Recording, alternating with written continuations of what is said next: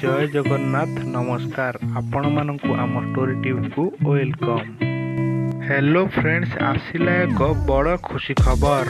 यही खबर संपूर्ण विवरण जानवाक हेले वीडियो को लास्ट पर्यंत देखंतु।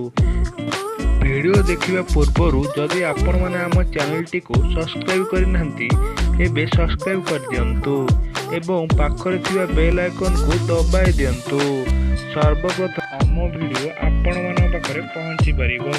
दर्शक बंधु ऑलरेडी सुपरस्टार सुभाषिष शर्मा हेले बापा एवं अनिशा शर्मा हेले माँ। दर्शक बंधु सुभाषिष एवं अनिशा स्वागत जनाइछन्ति तांकर प्रथम संतान को। सुभाषिष एवं अनिशा हॉलीवुड लोकप्रिय अभिनेता एवं अभिनेत्री अटंती।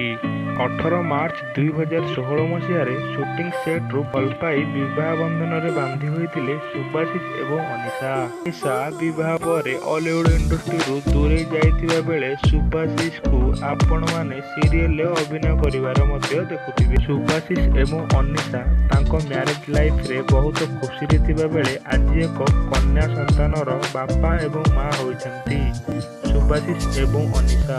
आउ ए खुशी खबर सुभाषिष सोशल मीडिया रे तांको फैंस मानकु जणाइछन्ति।